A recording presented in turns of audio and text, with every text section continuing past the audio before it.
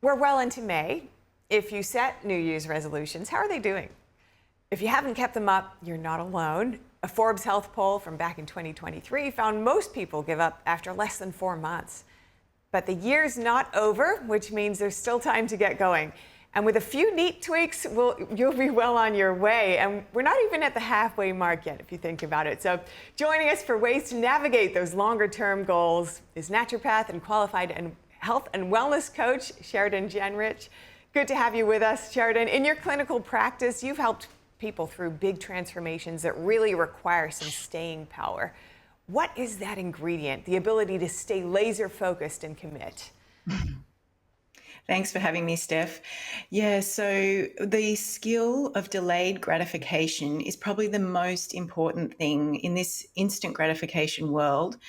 So delayed gratification is actually the ability for someone to be able to sacrifice, persevere, and postpone immediate rewards for longer term rewards that will bring bigger benefits. So this is probably the most underrated skill, and it's something that anytime someone can learn how to develop and strengthen, like a muscle. The more you use it, the stronger it gets. But in that initial phase, it might be a little painful when you first start. And many of us feel that we can do better in this way in at least some area of our life, and perhaps not in others. What are some examples of where this plays out or where it can really benefit us? Well, it could be at home, at work, and some professional skills. Obviously, if you're learning something new, it's going to be a process of focusing, avoiding distractions. And I guess the first thing is looking at what goals you want to achieve. So other examples would be healthy eating, movement, even parenting. You often have to model what you want to teach your own kids. So it's really a wide range of areas that people can use this delayed gratification as a focus, just to help them reset and not give up hope in trying to be able to sacrifice, I guess, to be able to have patience and perseverance. And it actually makes you feel better for it in the long run as well.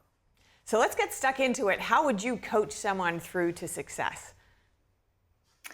Well, knowing that the instant gratification isn't the way to achieve their goals. So the first thing would be to do is identify what goals you're wanting to achieve and making manageable steps, like a plan to be able to work towards that. Then looking at boundaries and routines would be the second thing, because that is going to help you avoid distractions. Like, let's say you want to write a book. That's going to be a long-term project, and you're going to need consistent effort to be able to work towards that. So, and along the way, the third step would be to look at rewarding yourself for the effort that you put in on a consistent basis, just so it's not so punishing and you're seeing the long-term benefits are actually quite enjoyable and pleasant. And looking for a support group or some accountability is really key to making those goals a reality as well. So that would be the first 3 steps that I would look at.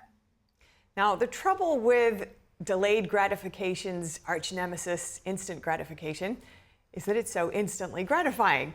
So any observations to share that could help reframe it, to see it in a way that serves our bigger goals?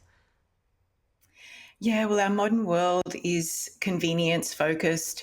We don't have to do a lot to be able to have things. And so knowing that you don't actually end up feeling good about yourself when you haven't put in enough grit, I guess is the word.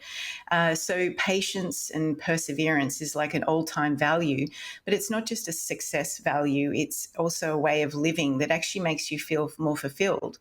And so instant gratification isn't always going to get you what you want. And keeping that as a reality is a really useful way, for anyone at any time of life to be able to just motivate themselves and just go back to what keeps you in line with your values, I guess, and your goals. And any common pitfalls along the way once you've decided to develop that tenacity and really go for it? Well, keeping reality in line to say, yeah, distractions will always be there. There's so many tempting things. Could be friends that try and pull you away. Could be family. There's going to be some level of resistance, and accepting that is a really important thing to just not make it unrealistic. And so that would be where I would start, because we don't live in a world that is designed to get us what we want just with ease. It's not going to land in your lap without some effort. And that's the dopamine driven world of, quick, watch this movie, get this food delivered. But going back to ways of actually you learning and creating things is really a human innate skill that we can all benefit from. And I'm doing this myself all the time just to keep it in progress. Yeah, staying on the results, staying on the rewards. Thank you so much, Sheridan Genrich. Great to speak with you. Thanks for having me, Steph.